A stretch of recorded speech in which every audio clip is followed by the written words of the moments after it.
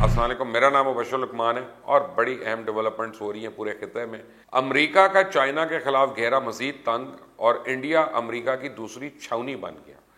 ایسا لگتا ہے کہ امریکہ اپنی طاقت خطے میں آؤٹ سورس کر رہا ہے اور چائنا کے خلاف محاذ بنانے کے لیے تائیوان اور انڈیا کو اپنے پیروں پہ کھڑا کرنے کی پوری تیاری کر رہا ہے۔ پہلے تو امریکہ دوسرے ملکوں میں جا کے فوجی اڈے قائم کرتا تھا، اب صورتحال آگے بڑھ گئی ہے۔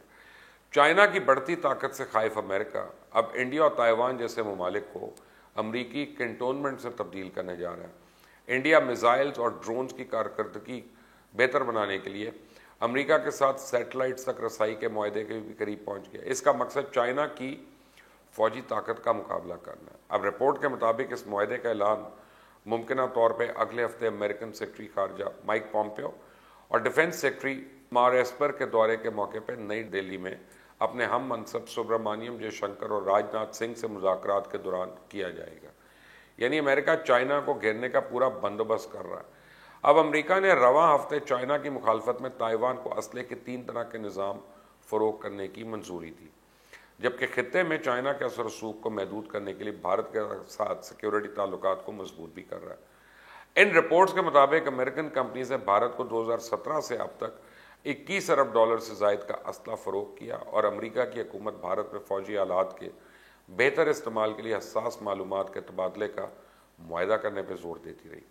اگرچہ یہ کہا جائے کہ انڈیا امریکہ تائیوان کے بعد دوسری فوجی چھاونی بننے جا رہا ہے تو غلط نہیں ہوگا۔ دوسری طرف امریکہ کیا کہہ رہا ہے، چائنیز میڈیا سے بھی خائف دکھائی دے رہا ہے۔ امریکہ نے مزید 6 چائنیز میڈیا آرگنائزیشنز پہ قوانین کو سخت کرتے ہوئے کہا کہ یہ پروپیگنڈا آؤٹ لیٹس ہیں جو ریاست کو جواب دیں۔ اسٹیٹ ڈپارٹمنٹ کے ترجمان نے پیپلز ریپبلک آف چائنا اور چائنا کمیونسٹ پارٹی کا حوالہ دیتے ہوئے کہا کہ اگرچہ دنیا بھر میں میڈیا سچائی کے لیے کام کرتا ہے، جبکہ PRC میڈیا CCP کے لیے یعنی مختلف امور انجام دیتا ہے۔ اب بڑی امپورٹنٹ بات ہے یہ، مودی جو ہے نریندر مودی، ان کے انڈیا میں صحافیوں کو جان کو سخت خطرہ ہو گیا۔ اب بین الاقوامی میڈیا بھی چیخ اٹھا کہ بین الاقوامی یا انٹرنیشنل میڈیا اداروں نے بھارتی وزیر اعظم نریندر مودی کے نام ایک جوائنٹ خط لکھا ہے اور حکومت سے ایسے اقدامات کرنے کو کہا ہے جس سے صحافی یعنی جرنلسٹ بلا خوف و خطر اپنا پیشہ ورانہ ذمہ داریاں اور فرائض پورے کر سکیں، کیونکہ انڈیا میں صحافی اس وقت شدید خطرات سے دوچار ہیں اور صرف وہی میڈیا پرسنز اور میڈیا ہاؤسز پھل پھول رہے ہیں جو BJP کا ماؤتھ پیس بنے ہوئے ہیں۔ جیسے حال ہی میں انڈیا کے ایک صحافی نے کہا کہ اگر آپ نے ہندوتوا کی پالیسی پہ، خصوصاً کشمیر پالیسی پہ حکومت بھارت پہ تنقید کرنے کی کوشش کی تو آپ کو نہ صرف اپنے پیشے سے ہٹا کر بلکہ ملک دشمن بہت کچھ ہاتھ دھونا پڑے گا، بلکہ آپ کو اپنی زندگی کی بھیک مانگنی پڑے گی۔ گزشتہ روز جموں سے شائع ہونے والے کشمیر ٹائمز بھی بند کر دیا گیا۔ یہ واحد اخبار تھا جس کا دفتر سری نگر میں ابھی تک قائم تھا اور مودی سرکار نے وہ بھی بند کر دیا۔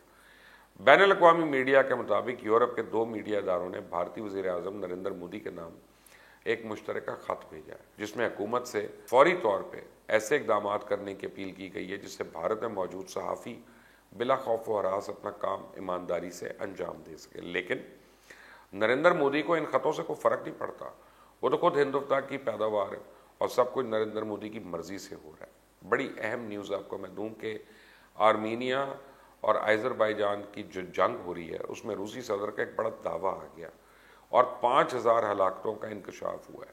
امریکہ سے مدد کا بھی مطالبہ ہوا ہے۔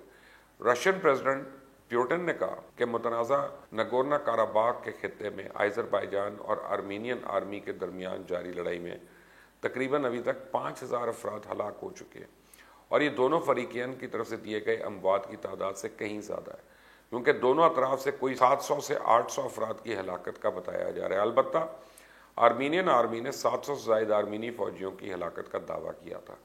رشین پریزیڈنٹ نے تو بتایا کہ دونوں اطراف سے بہت ساری ہلاکتیں ہو چکی ہیں اور تعداد دونوں طرف سے 2-2 ہزار سے زیادہ ہو چکی ہے۔ رشین پریزیڈنٹ پیوٹن نے یہ بھی کہا کہ وہ دن میں کئی بار دونوں فریقین سے بات کرتے ہیں اور رشین پریزیڈنٹ نے واضح کیا کہ تنازع میں حصہ نہیں لیں گے۔